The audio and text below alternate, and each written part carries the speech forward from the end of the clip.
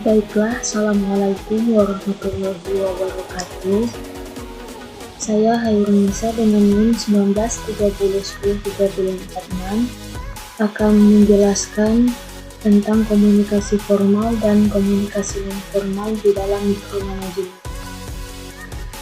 Langsung saja materi yang pertama mengenai komunikasi formal. Yang pertama ada pengertian komunikasi formal. Komunikasi formal adalah proses komunikasi yang memanfaatkan saluran-saluran formal dalam organisasi. Menurut Vince Tebay dalam buku Perilaku Organisasi tahun 2021, komunikasi formal adalah ditransfer melalui pola hierarki, kewenangan organisasi atau struktur organisasi. Komunikasi formal disetujui dan berorientasi pada organisasi. Yang kedua mengenai ciri-ciri komunikasi formal. Yang pertama, urutan pembicaraan diatur oleh protokoler. Yang kedua, tempat dan waktu pelaksanaan telah ditentukan. Yang ketiga, kesempatan berbicara diatur oleh protokol secara bergiliran. Yang keempat, objek pembicaraannya tentang masalah organisasi. Dan yang kelima, setiap peserta yang mengemukakan pendapat harus menghormati hierarki organisasi. Yang keenam, setiap peserta harus menghormati hasil keputusan organisasi walaupun tidak sependapat. Dan yang ketujuh, menggunakan bahasa yang jelas, sopan, dan mudah dipahami. Dan yang terakhir, adanya notulen dan kesimpulan hasil pertemuan. Masuk materi yang ketiga, yaitu tentang contoh sederhana komunikasi formal. Yang pertama, ada berinteraksi dengan orang lain.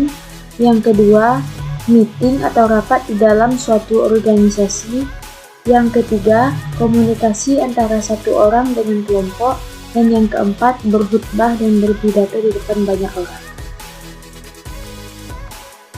Materi yang kedua yaitu tentang komunikasi non-formal. Yang mana komunikasi non-formal merupakan ketika komunikasi terjadi di antara komunikasi yang memiliki sifat formal serta informal, yaitu ketika komunikasi tersebut berhubungan dengan pelaksanaan suatu tugas maupun pekerjaan dari organisasi, serta perusahaan dengan kegiatan yang sifatnya adalah pribadi dari anggota dari organisasi atau perusahaan tersebut. Yang kedua ada contoh komunikasi non-formal. Yang pertama ada komunikasi di luar organisasi atau di luar forum, yang mana komunikasi contoh ini dilakukan di luar organisasi, tidak di dalam forum yang seperti yang terjadi di komunikasi formal. Yang kedua ada contoh komunikasi dengan kerabat kerja yang sudah akrab, yang mana komunikasi contoh ini merupakan komunikasi non-formal, yang mana komunikasi terjadi antara kerabat kerja yang sudah akrab, bukan terjadi di dalam forum organisasi. Yang ketiga ada materi tentang ciri-ciri komunikasi non-formal. Yang pertama, tidak terjadwal waktunya, yang mana waktunya ditentukan oleh yang menyampaikan komunikasi.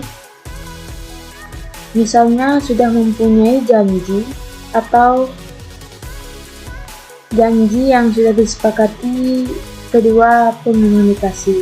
Yang kedua ada contoh partisipan bersifat acak. Yang ketiga, partisipan keluar dari peran yang semestinya.